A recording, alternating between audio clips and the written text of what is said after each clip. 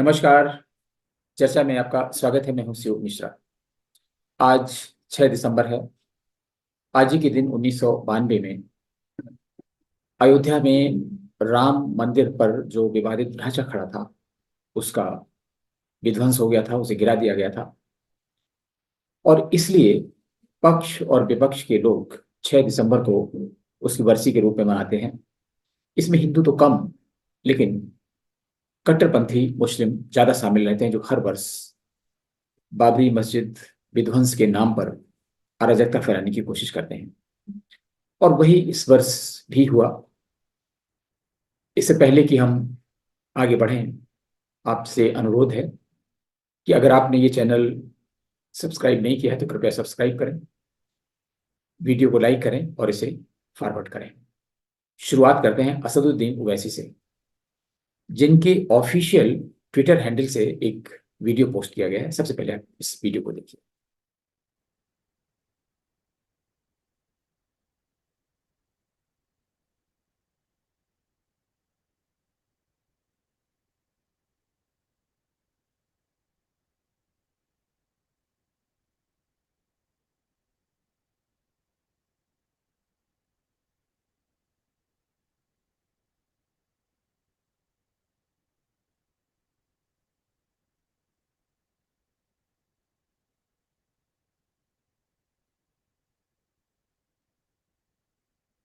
जब तक दुनिया रहेगी सुनो संघ परिवार, हम हिंदुस्तान में बाबरी मस्जिद की शहादत का जिक्र करते रहेंगे। दुनिया को बताएंगे कि तुमने जाकर सुप्रीम कोर्ट से वादा किया था कि मस्जिद के एक ईंट को हाथ नहीं लगाया जाएगा।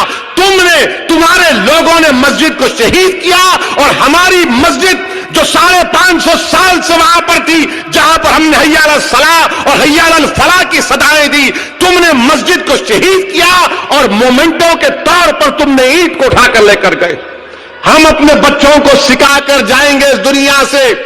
अगर हमारी सिस्कियां बाकी रहेंगी तो हम कलमा भी पढ़ेंगे और कहेंगे बाबरी मस्जिद की शहादत को याद रखो। इसलिए कहेंगे कि मस्जिद के लिए नहीं बल्कि इंसाफ के लिए, इंसाफ के लिए, रूल ऑफ लॉ के लिए, कानून की बारादरी के लिए। आपने देखा असदुद्दीन ओवैसी की भाषा, असदुद्दीन ओवैसी की आवाज। और सिर्फ असदुद्दीन ओवैसी ही नहीं, अगर आप आज ट्विटर पर देखें, एक्स पर देखें, तो न जाने कितने मुस्लिम कट्टरपंथी हैं जिन्होंने तरह तरह की पोस्ट आज की हैं। एक आध हिंदुओं ने भी की हैं, लेकिन उन्होंने इस ढंग से नहीं की है कि उनका उद्देश्य किसी कौम को नीचा दिखाना है, उनको चुनौती देना है।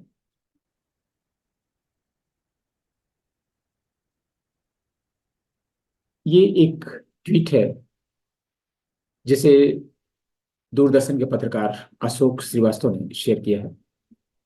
और उन्होंने लिखा कि मैं उन सौभाग्यशाली पत्रकारों में शामिल हूं जिन्होंने आज के दिन 16 दिसंबर 1992 को अयोध्या में बाबरी ढांचे को मिट्टी में मिलते देखा। और जो बातें की हैं, उन्होंने उस समय का एक फोटो भी संलग्न किया है। लेकिन अब आप दूसरी फोटो को देखिए। ये है कासिफ अर्सलाम। बाबरी मस्जिद हमारे दिलों में जिंदा है।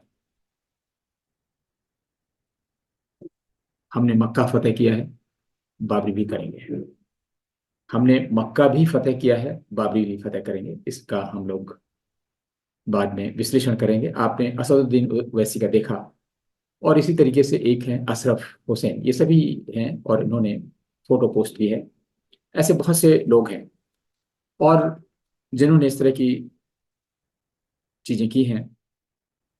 ऐसे बहुत सारे पोस्ट हैं। ट्विटर इस तरह की पोस्ट से भरा पड़ा है आज। और इसमें एक वर्ग विशेष द्वारा बिल्कुल प्रोवोकिंग चीजें की गई हैं। लोगों को, हिंदुओं को प्रोवोक करने की कोशिश की गई है। कुछ एक हिंदुओं ने भी इस तरह की बातें, और एक तरीके से न्यायालय के रास्ते में भी बाधाएं खड़ी की, इसलिए फैसला नहीं आ सका। ऐसा नहीं कि मोदी सरकार ने दबाव बना के या कुछ करके फैसला ले लिया था। उन्होंने सिर्फ बाधाओं को दूर किया था और इस तरीके से सर्वोच्च न्यायालय का फैसला आ गया था। उस फैसले के बाद मोदी सरकार और सर्वोच्च न्यायालय दोनों की तारीफ करनी पड़ेगी कि पूरे देश में कहीं पत्ता भी नहीं खड़का और फैसला आ गया और इसके बाद में राम मंदिर बनना एक इतिहास है। अब तो 22 जनवरी को इसकी शुरुआत होने जा रही है। प्रधानमंत्री मोदी पहुंचेंगे और जो विग्रह हैं उनकी प्राण प्रतिष्ठा का काम शुरू हो जाएगा। क्या पूरे विश्व के हिंदुओं में खासा उत्साह है। और ऐसे में आपने असदुद्दीन ओवैसी की भाषा देखी। असदुद्दीन ओवैसी के बारे में थोड़ा न बताना उचित नहीं होगा। असदुद्दीन ओवैसी रजाकारों के वंशज हैं। ये AIMIM जो है वो MIM की ही, मजलिस इत्तेहादुल मुसलमीन की ही नया वर्जन है एक तरीके से। 1500 साल पहले आए एक मजहब ने पूरी दुनिया में झंडा फहराने का सपना देखा था, और इसीलिए वो गजवाए हिंद करते करते भारत में आए। जो भी आक्रांता आए, भारत मुस्लिमों के अधीन रहा। पूरा भारत में सही जो भी हिस्सा था, कम से कम दिल्ली के तख्त पर तो मुस्लिम आसीन रहे। मुगलों का शासन रहा है। तो अंग्रेजों के शासन काल में भी जो राम मंदिर का मुद्दा है, इसके निपटाने में कोई दिलचस्पी नहीं ली गई। और हिंदुओं और मुसलमानों में झगड़ा बनाए रखने के लिए, बल्कि बढ़ाने के लिए अंग्रेजों ने काम किया, ताकि उनका शासन भारत में चलता रहे। उनका तो वेस्टेड इंटरेस्ट था इसमें, तो किसी को दिक्कत नहीं थी। लेकिन आज कैसे असदुद्दीन ओवैसी और बाबरी मस्जिद और इन सब का कनेक्शन है, इसमें हम लोग बात करेंगे। तो विभाजन के बाद भारत में जो तमाम रियासतें थीं, उनके विलय का काम, उनके एकीकरण का काम सरदार वल्लभ भाई पटेल देख रहे थे। लेकिन जवाहरलाल नेहरू ने अनावश्यक रूप से जूनागढ़, हैदराबाद और कश्मीर में इंटरेस्ट लेना शुरू किया। जूनागढ़ आज के गुजरात का हिस्सा था। जो जूनागढ़ रियासत थी, नेहरू उसको भी पाकिस्तान को देना चाहते थे। और जूनागढ़ राज्य, जो उस समय नवाब थे वहां के, उस समय भी पाकिस्तान में मिलना चाहते थे। लेकिन ऐसे लोग होंगे जो पाकिस्तान में मिलना चाहेंगे, लेकिन जब विभाजन हुआ है, भौगोलिक विभाजन हुआ है, और जनसंख्या जो है मुस्लिम और हिंदुओं की उसकी अदला बदली होनी है, तो फिर कौन राज्य कहाँ जाएगा इसका मतलब नहीं रह जाता है। तो सरदार वल्लभ भाई पटेल गुजराती थे, और उन्होंने गुजराती अस्मिता को ध्यान में रखते हुए जूनागढ़ को बहुत ही प्रभावी ढंग से निपटा, और ये मामला खत्म हो गया। कश्मीर का जो मामला है वो जवाहरलाल नेहरू ने स्वयं अपने पास रख लिया। हैदराबाद सरदार वल्लभ भाई पटेल के पास था, लेकिन प्रधानमंत्री तो नेहरू थे। सरदार वल्लभ भाई पटेल ने इसके विलय का काम शुरू किया। 15 अगस्त 1947 को स्वतंत्र हुए भारत में जो हैदराबाद का विलय है 1948 में हुआ। आप समझ सकते हैं कि क्या कुछ होता रहा। और तमाम उतार चढ़ाव के बाद में अंतिम रूप से यह आया कि हैदराबाद का विलय भारत में किया जाएगा, और किसी भी तरह से किया जाएगा। और उस बीच में जो हैदराबाद में थे, निजाम चाहते थे कि पाकिस्तान में मिलेंगे या स्वतंत्र इस्लामिक राष्ट्र बनाएंगे, और उनको नेहरू का विश्वास प्राप्त था। नेहरू चाहते थे कि हैदराबाद को एज इट इज छोड़ दिया जाए, या तो वो इस्लामिक राष्ट्र बन जाए, और या फिर उसको उतनी ही स्वतंत्रता मिले जितनी अंग्रेजों के जमाने में मिली थी। यानी रक्षा और विदेश विभाग तो भारत देखे, भारत सरकार देखे, और बाकी पूरी स्वतंत्रता हैदराबाद को दी जाए, ठीक उसी तरह से जैसे धारा 370 लगाकर उन्होंने जम्मू कश्मीर को दी हुई थी। लेकिन सरदार वल्लभ भाई पटेल इसके घोर विरोधी थे। और सरदार वल्लभ भाई पटेल ही क्यों, राजा जी और बहुत सारे लोग जो हैदराबाद से सीधे संबद्ध थे, जो हैदराबाद के मामले को देख रहे थे, सभी इसके विरोधी थे। और फाइनली जब हैदराबाद को भारत में विलय की बात आई, तो यहाँ पर अराजकता शुरू हो गई। हिंदुओं का कत्लेआम शुरू हो गया। हिंदू महिलाओं के साथ, क्रिश्चियन महिलाओं के साथ बलात्कार शुरू हो गया। और ऐसे में सरदार वल्लभ भाई पटेल ने पुलिस एक्शन का प्रस्ताव रखा, जिसे जवाहरलाल नेहरू ने खारिज कर दिया। और बात काफी बढ़ी, और जवाहरलाल नेहरू ने सरदार वल्लभ भाई पटेल को बहुत ही भला बुरा कहा। बताया जाता है कि उस मीटिंग के बाद में सरदार वल्लभ भाई पटेल और नेहरू की बातचीत भी बंद हो गई, और पटेल ने कोई भी कैबिनेट मीटिंग इसके बाद में अटेंड नहीं की। लेकिन राजा जी और दूसरे लोग जो थे, के मुंशी थे, इन्होंने जब बताया कि अंग्रेजी नन्स जो हैं उनके साथ हैदराबाद में बलात्कार हो रहे हैं, ज्यादतियां हो रही हैं महिलाओं के साथ में, और अंग्रेज बहुत नाराज हैं, और जो ब्रिटिश हाई कमिश्नर है उन्होंने एक पत्र भेजा है, किसी तरीके से नेहरू तैयार हुए। पुलिस एक्शन के समय जो रजाकार संगठन थे, उनको ढूंढ ढूंढ के ठिकाने लगाया गया। अब रजाकार कौन थे? रजाकार एक ऐसी व्यक्तिगत सेना थी निजाम के जमाने में, जो हिंदुओं पर उपद्रव करती थी। हिंदू खुलेआम पूजा नहीं कर सकते थे, कहीं संगीत नहीं हो सकता था, कीर्तन नहीं हो सकते थे, यज्ञ और हवन खुले में नहीं हो सकता था। जो भी करना है अपने घरों में करिए। और ऐसा जो नियम अघोषित नियम बना रखा था, उसको तोड़ने वालों को रजाकार सजा देते थे, मृत्युदंड देते थे और उनका कुछ नहीं बिगड़ता था। स्वाभाविक है, निजाम का बरदस्त था इनके सिर पे। और इस रजाकार सेना या रजाकार संगठन का नेतृत्व कर रहे थे कासिम रिजवी, जो उत्तर प्रदेश के बरेली के रहने वाले थे। और भारत से अलग होने के लिए निजाम के आशीर्वाद से ही MIM, मजलिस इत्तेहादुल मुसलमीन का गठन किया गया। इसको एक राजनीतिक पार्टी का दर्जा दिया गया। और इस तरीके से रजाकार संगठन ज्यादती करता था, हत्याएं करता था। पूरी ट्रेन की ट्रेन से हिंदू महिलाओं को उतार कर नग्न कर दिया जाता था, डांस करने के लिए मजबूर किया जाता था, उनके साथ बलात्कार किया जा रहा था। ऐसी बीभत्स घटनाएं हो रही थी। ये रजाकार संगठन इसको अंजाम दे रहा था। तो जो रजाकार संगठन के मुखिया थे कासिम रिजवी, कालांतर में वो मजलिस इत्तेहादुल मुसलमीन MIM के अध्यक्ष बन गए। और जिस समय पुलिस एक्शन हुआ, कासिम रिजवी को जेल में डाल दिया गया। और जो मजलिस थी, MIM थी, इस पर प्रतिबंध लगा दिया गया। और रजाकार संगठन प्रतिबंधित तो था ही था, सारे रजाकार संगठन के सदस्यों को, आर्मी को ढूंढ ढूंढ के ठिकाने लगा दिया गया। और इस तरीके से हैदराबाद का भारत में विलय हो सका। इसके बाद में सरदार वल्लभ भाई पटेल की मृत्यु हो गई। 1952 के आम चुनाव में कांग्रेस को विजय मिली। इसके बाद अगला चुनाव आया 1957 में। नेहरू की पोजीशन कांग्रेस पार्टी में बहुत कमजोर थी और वो अपनी पोजीशन पार्टी में मजबूत करने के लिए ही उन्होंने मुस्लिम तुष्टिकरण का सहारा लिया था, मुसलमानों को जाने नहीं दिया था और अपने लिए एक वोट बैंक तैयार किया था। और लोग कहते हैं कि वो चूंकि मुगलों के वंशज थे, मुगल थे, इसलिए ऐसा किया हो। उस तो पता नहीं उसमें सच्चाई क्या है, मुगल थे। लेकिन ये कहने में कोई हिचकिचाहट नहीं है कि भारत के इतिहासकार इरफान हबीब हों, चाहे वो रोमिला थापर हों, कितने भी ऐसे हों, वो आर्यन इन्वेजन की थ्योरी तो खोज के ले आए। बहुत सारी ऐसी उन्होंने आर्यन द्रविड़ियन की थ्योरी ढूंढ के निकाली, बहुत सारी चीजें निकाली। लेकिन कोई भी इतिहासकार ये नहीं बता सका कि जवाहरलाल नेहरू कश्मीर में किस जगह के रहने वाले थे, उनका पैतृक निवास कहाँ था, और उनके पिता तो मोतीलाल नेहरू थे, लेकिन उनके बाबा कौन थे, परदादा कौन थे।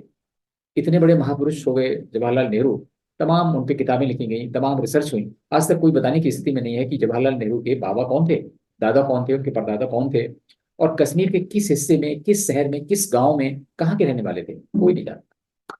इसलिए इन बातों को बल मिलता है कि जवाहरलाल नेहरू कुछ तो गड़बड़ है। 1957 के चुनाव आए। पहला आम चुनाव सफलतापूर्वक निकल गया था। दूसरे आम चुनाव में जवाहरलाल नेहरू चिन्हित थे और खासतौर से आंध्र प्रदेश में अपनी जीत को लेकर, जो आज का तेलंगाना है, मीन्स हैदराबाद और इससे जुड़े हुए जगहों पर, तो जवाहरलाल नेहरू हैदराबाद आए और यहाँ पर MIM पर उन्होंने प्रतिबंध हटा दिया। मजलिस इत्तेहादुल मुसलमीन जो एक प्रतिबंधित संगठन था, उस पर प्रतिबंध हटाया जवाहरलाल नेहरू ने। और कासिम रिजवी जो जेल में बंद था, जिस पर हजारों हिंदुओं की हत्याओं का आरोप था, बलात्कार के आरोप थे, बहुत संगीन अपराध में उसे जेल में डाला गया था, जवाहरलाल नेहरू ने उसको रिहा कर दिया। ये आप देख सकते हैं किस तरह का तुष्टिकरण था। इसे धर्मनिरपेक्षता भी कहा जा सकता है राहुल गांधी की भाषा में, सोनिया गांधी की भाषा में। लेकिन इससे बड़ा तुष्टिकरण नहीं हो सकता कि प्रतिबंधित संगठन से प्रतिबंध हटा लिया जाए। और हटा ही नहीं लिया जाए, जवाहरलाल नेहरू ने एक ऐसी अंडरस्टैंडिंग की इन लोगों से कि जो मजलिस इत्तेहादुल मुसलमीन थी, उसके आगे सिर्फ AI, ऑल इंडिया लगा दिया गया और वो लीगलाइज हो गई। ऑल इंडिया मजलिस इत्तेहादुल मुसलमीन हो गई। और जो आज की ओवैसी हैं, इनके पिताजी उसके अध्यक्ष हो गए और वो संगठन संभालते रहे। और कांग्रेस से उनकी अंडरस्टैंडिंग रही, जब तक वो जिंदा थे तब तक कांग्रेस के साथ उनकी अंडरस्टैंडिंग रही। आज भी अंडरस्टैंडिंग है। अगर कोई ऐसा कांग्रेस की सरकारों पर कोई खतरा है तो AIM उनके साथ में खड़ा रहता है। अब तो कांग्रेस चूंकि सरकार में नहीं है, इसलिए दिखाई पड़ेगा कि AIMI भी अलग है और कांग्रेस अलग है। लेकिन वास्तव में AIMIM और कांग्रेस का बहुत पुराना और बहुत ही घनिष्ठ रिश्ता है। आज AIMIM जिस मुकाम पर है, अगर आज ये पार्टी राजनीति में है और इनके सदस्य संसद में बैठते हैं, तो इसका पूरा पूरा श्रेय कांग्रेस को जाता है। कासिम रिजवी, जिनको जवाहरलाल नेहरू ने छोड़ दिया था, वो पाकिस्तान चले गए। पाकिस्तान में ही उनकी बाद में मृत्यु हो गई। लेकिन AIMIM को वो जिंदा कर गए थे। तो वो AIMIM है, उसके आगे AI लग गया था, तो वो आज भी चल रहा है। और उसी के नेता हैं आज असदुद्दीन ओवैसी। और असदुद्दीन ओवैसी की भाषा बिल्कुल वैसी है जैसी उस समय MIM की भाषा होती थी। इनके काम भी वैसे ही हैं जैसे रजाकार संगठन के काम करते थे। अगर आज 15 मिनट के लिए पुलिस हटा लो और हम 15% हैं, तब भी हम 85% पे भारी पड़ेंगे। बहुत सारी ऐसी बातें देखेंगे। ये सब रजाकारों की मानसिकता है, ये वही प्रवृत्ति है। अगर आज इन्हें कानून का भय न हो और मोदी की सरकार ना हो तो ये कुछ भी कर सकते हैं। ये आज भी पुराने रूप में, रौद्र रूप में रजाकार आ सकते हैं। सो आप वो संक्षेप में यही बताना चाह रहे थे। बहुत लंबा किस्सा है कि असदुद्दीन ओवैसी रजाकार के ही वंशज हैं। और इनकी जो MIM AIMIM पार्टी है, वो MIM है जो एक जमाने में प्रतिबंधित थी, लेकिन इनके दिमाग पे तो प्रतिबंध नहीं लगा है। जो भाषा जो बोल रहे हैं, ये जिहाद की भाषा है, ये गजवा की भाषा है, गजवाए हिंद का कारनामा है जिसके लिए अंजाम दे रहे हैं। और यही अंतर है। आज अखिलेश यादव, तेजस्वी यादव, नीतीश कुमार, या इवन जो तेलंगाना के KCR, जो मुख्यमंत्री 10 साल रह चुके हैं, चंद्रबाबू नायडू हो, कोई भी हो, इनकी तुष्टिकरण में यह है कि वो मुसलमानों के हर काम को धर्मनिरपेक्ष ठहराने की कोशिश करते हैं। और इलेक्शन की रैली में जहां कहीं भी AIMI वाले अपना कैंडिडेट खड़ा करते हैं, चाहे महाराष्ट्र हो, बिहार हो, उत्तर प्रदेश हो, तो वो कहते हैं कि भाजपा की टीम है क्योंकि ये मुस्लिम वोटों को काटने का काम करती है और क्षेत्रीय दलों को नुकसान पहुंचाती है, इसलिए भाजपा की B टीम है। लेकिन ऐसा है नहीं। कोई भी मुस्लिम नेता, चाहे किसी भी पार्टी का सदस्य हो, चाहे भाजपा का ही सदस्य क्यों ना हो, वो अपने दीन से हटकर कभी नहीं जाता। और चाहे जितना धर्मनिरपेक्ष हो, चाहे जितना ब्रॉड माइंडेड हो, अल्टीमेटली उन कट्टरपंथियों की विचारधारा में ही शामिल मिलता है। कितना भी बड़ा इंटेलेक्चुअल हो, अभी तक हमें ऐसे बहुत कम लोग मिले हैं। बहुत कम लोग मिले हैं, और आप कह सकते हैं लगभग ना के बराबर लोग मिले हैं जिनका अपना स्वतंत्र विचार हो और जो भारत की भूमि को, यहाँ की मिट्टी से प्यार करते हों। लेकिन हर एक के मन में भारत को इस्लामी राष्ट्र बनाने की कौतूहल है, जिज्ञासा है, इच्छा है। और असदुद्दीन ओवैसी भी यही कर रहे हैं। जो असदुद्दीन ओवैसी हैं, आपने इनकी भाषा से समझा, किसी की B टीम नहीं हो सकती। ये सिर्फ अपने कौम के लिए काम करते हैं, अपने दीन के लिए काम करते हैं। और क्यों कर रहे हैं भारत में ये सब काम? क्योंकि इनका एक ही एजेंडा है, भारत को इस्लामिक राष्ट्र बनाना। PFI 2047 में बनाना चाहता है, और इसके लिए हर कोई सहयोग कर रहा है। आप किसी भी नेता को पकड़ लीजिए, कहीं ना कहीं से या तो समर्थन कर रहा होगा, और अगर समर्थन नहीं कर रहा है तो कम से कम इस जो इस्लामीकरण है इसका विरोध तो नहीं कर रहा। चाहे मदनी चचा भतीजे को तो आप छोड़ दीजिए, चाहे वो समाजवादी पार्टी के सांसद हों, बहुजन समाज पार्टी के सांसद हों, किसी भी पार्टी के सांसद हों, आप देखिए, इन सब का उद्देश्य एक ही है। आज जो असदुद्दीन ओवैसी की भाषा है, इसमें आपको अलगाववादी भाषा नजर नहीं आती, इस्लामीकरण की भाषा नजर नहीं आती है। आखिर क्या उद्देश्य है? और जहां तक सिर्फ बाबरी मस्जिद की बात करते हैं, ये सिर्फ एक इशू है। इसके पीछे जो कुतर्क दिया जा रहा है वो इसलिए दिया जा रहा है कि जो ज्ञान में राम मंदिर बन गया है और एक चैप्टर क्लोज हो गया है। ज्ञान वापी बाबा विश्वेश्वरनाथ का जो मूल गर्भ है उसके ऊपर बनी हुई है। मथुरा में कृष्ण जन्म स्थान पर ईदगाह बनी हुई है। ये दोनों मुद्दे विचाराधीन है न्यायालय के सामने। तो ये पूरी जो एक्टिंग की जा रही, पूरा रिहर्सल किया जा रहा है, ये एक तरीके से अप्रत्यक्ष रूप से दबाव बनाने की कोशिश की जा रही सरकार पर भी और न्यायालय पर भी। और दुर्भाग्य से न्यायालय में जो न्यायाधीश आते हैं सुप्रीम कोर्ट में और हाई कोर्ट में, वो एक विशेष विचारधारा से आते हैं। उनको इस देश की प्राचीन संस्कृत से, सनातन संस्कृत से, हिंदू धर्म से लेना देना नहीं। और अगर किसी का लेना देना होता तो राम मंदिर का मुद्दा स्वतंत्रता के 75 साल तक तो नहीं हटता। इतने सालों बाद ये मुद्दा निपट पाया है और उसको पुनर्जीवित करने की कोशिश की जा रही है। क्या असदुद्दीन ओवैसी का आज का बयान और इसके पहले जो बयान दिए हैं, क्या सर्वोच्च न्यायालय का जो ऑर्डर आया है, जो निर्णय आया है, उसका अपमान नहीं है? सर्वोच्च न्यायालय आज सो मोटो तमाम सारे एक्शन करता है, तमाम सुनवाई करता है। क्या इन सब मामलों में सो मोटो सुनवाई नहीं कर सकता? लेकिन नहीं करता है क्योंकि एक विशेष विचारधारा को प्रश्रय दिया जा रहा है। कांग्रेस का अपना इंडिया गठबंधन है, उसके जो सदस्य राजनीतिक दल हैं वो भी अपनी अपनी भाषा बोल रहे हैं। और इसमें से कोई भी राजनीतिक दल ऐसा नहीं है जो मुस्लिमों को नाराज करना चाहे। आफ्टर ऑल, किसी भी राष्ट्र हित की बात करना मुस्लिम विरोधी कैसे हो जाएगी? या अगर वोट चाहिए और मुस्लिमों के हित की बात करनी, चाहे भले ही वो राष्ट्र विरोध हो, तो बात सही कैसे हो सकती है? तो इसलिए हमें ओवैसी जैसे लोगों से बहुत सावधान होने की जरूरत है, और उन राजनीतिज्ञों से भी सावधान रहने की जरूरत है जो इस पूरी समस्या को समझ नहीं पा रहे हैं। ये जो पूरा सब कुछ अभियान भारत में चल रहा है, गजवाए हिंद का ही हिस्सा है। भारत रोज रोज तिल तिल कर इस्लामिक राष्ट्र होने की तरफ बढ़ रहा है। दुर्भाग्य से हिंदू समुदाय में इतनी समझ नहीं। आज आपने हाल के चुनाव में देखा होगा, वो कांग्रेस पार्टी जिसने हैदराबाद को, जवाहरलाल नेहरू ने, उस कांग्रेस पार्टी के अध्यक्ष, आज गांधी परिवार के सर्वे सर्वा, उन्होंने हैदराबाद को एक स्वतंत्र इस्लामिक राष्ट्र बनाने में सहायता की। वो हैदराबाद को उतनी ही स्वायत्तता देना चाहते थे जितनी हैदराबाद को अंग्रेजों की जमाने में मिली थी। और अगर उनकी चलती तो हैदराबाद या तो पाकिस्तान का हिस्सा होता, जो हो नहीं सकता था क्योंकि लैंड लॉक्ड है। इसके लिए अलग से ना तो कोस्टल एरिया है, अदरवाइज भी कुछ नहीं है, इसलिए होने के लिए बहुत डिफिकल्टीज थी। लेकिन अगर उनकी चलती तो या तो स्वतंत्र राष्ट्र होता या पाकिस्तान का हिस्सा होता, और अगर कुछ नहीं होता तो कम से कम कश्मीर की तरह एक नाशुर होता भारत के पास, जो नहीं है। और किस तरीके से कासिम रिजवी को जेल से छोड़ा, किस तरीके से एमआईएम पर से प्रतिबंध हटाया, उसको एमआईएम बनाया, और उसके साथ में गठबंधन भी किया, अंडरस्टैंडिंग की। और इसके बाद भी इसी हैदराबाद की एडजॉइनिंग एरिया जो तेलंगाना स्टेट है, वहां के लोगों ने उसी कांग्रेस को सरकार में बिठाया है। जो हिंदू है, जो बहुसंख्यक समुदाय है इस देश का, उसको भूलने की आदत है। अगर आज कोई राजनीतिक दल आ जाए कि आप हमको वोट दीजिए, चुनाव में विजय दिलवाइए, हम भारत को इस्लामिक राष्ट्र बनाएंगे, तो भी शायद कुछ हिंदुओं के वोट तो मिल ही जाए। इसलिए हमें एक जनमत तैयार करना है, हिंदुओं में एक एकता स्थापित करनी है। ये जो विशद योजना चल रही है गजवाई हिंद की, इसको फेल करने के लिए, इसको रोकने के लिए हमें कदम उठाने की आवश्यकता है। सरकार पर भी दबाव बनाने की आवश्यकता है।